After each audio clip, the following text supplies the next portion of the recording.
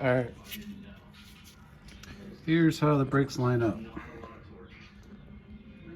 It's about a ½ inch short on the top and about a ½ inch short on the bottom here. Let's see if I can do that. Right here, the pins. So what's hitting is the calipers hitting here. I'm hoping the camera picks it up. Calipers hitting here. Calipers hitting the steering arm. And the calipers hitting on the inside down here. So I grind most of the knuckle. I don't like grinding the calipers. Grind the knuckle, grind the steering arm up here, almost flush with the, where am I here? Right here. Almost flush with that. It's really gotta get cleaned up there because the brake's gotta slide. You can't just grind it enough to fit it on there. The brakes actually have to move back and forth like this. That's why you gotta notch this so much. Here's my old knuckle.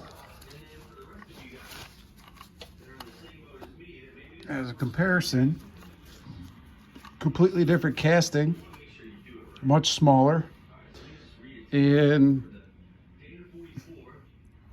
that's what I gotta do to make it work. The tie rod is also different, but I'm hoping to get around that with the high steer here. So I got the big high steer arm. The problem is that it probably isn't gonna clear, but I gotta put the lift in first to see if that'll fit. If not, then I'll move the tie rod back down into the factory hole. And I'm hoping I could still use the crossover up here because the tie rod goes in the back one, crossover goes in the front. But that doesn't look like it's gonna work either because the crank pulley is right in the way. And the crossover's not really gonna come underneath it. So I'll get it cleaned up like the other side. It took forever. Grind a little bit, check a little bit, grind a little bit, check a little bit. And then I'll show you guys what I did. Actually, I should show you that.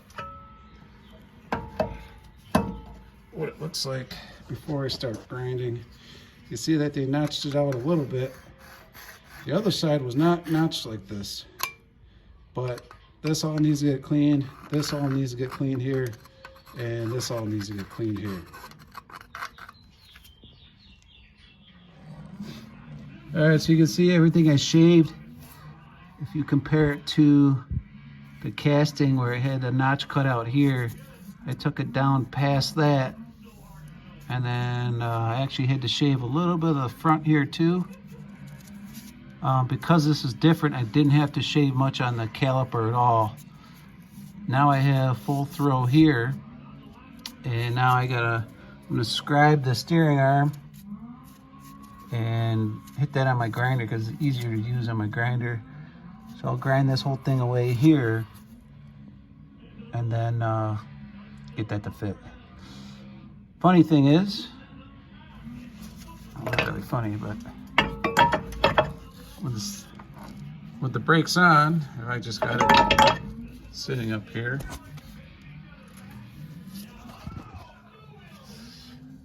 it appears that my banjo bolt is hitting the axle ears. So that really sucks because you don't really want to grind away on this, but I'll just touch that up a little bit and then I could probably take half of the head of the bolt down, because you got to think again, as your brakes are wearing, they're going, can't do it like that, they're moving inside, right? When the pads wear down, the slider slides in, which is always going to move that bolt, that banjo bolt, towards the inside, which is always going to make that interference worse and worse and worse. All right, I'll let you guys know when I get the steering arm done. You can see my scribe line, how much I need to grind off. It is a lot, and it's close to that hole, but there's 4 9/16 bolts. that hold this in there, so I'm not too worried about that right now. All right, I got her done. Brakes are all the way outside, like a brand new pad would be. And then as the brake wears, the piston goes in and pushes the caliper towards the inside. I got about a 1/2 inch of play. I'm good with that. That gives me about a 1/4 inch of play between each of the brake shoes. So I'll just have to keep an eye on that, especially the inside, outside pad wear. But I'm good with that. That matches the other side. I cut the back a little bit where this bolt hits. So right now, when the brakes would not be on, it's clear just by a little bit. And when the brakes are on, let me spin it back this way, open the knuckle. It just barely touches and it'll push it in, so it'll actually loosen up the brakes maybe a tiny bit. Again, that's only when it's at full throw. So I'm good with that. And the whole thing with this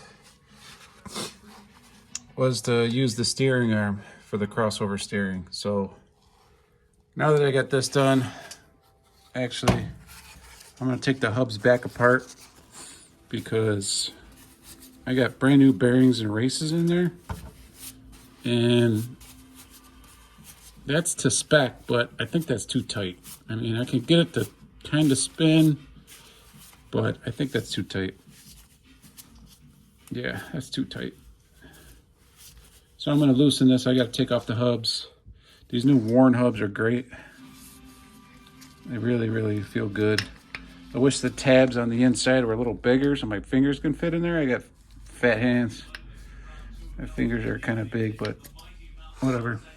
So I'm gonna loosen these up, take the hub back apart, and loosen up the spindle nut and get those to spin a little bit more free. And then I'll torque these down. I gotta get the other nuts in there. Put the pads in, torque all these down, lube them up, and then I can get to the front leaf springs. And then once I put the front leaf springs in, then I can do my measurements and see if we can even use these arms. Otherwise, I'll probably just take them right off and then have to buy all the new OEM parts for the push-pull steering, because that does work. It does fit and clear the steering. But all right, guys, I redid this.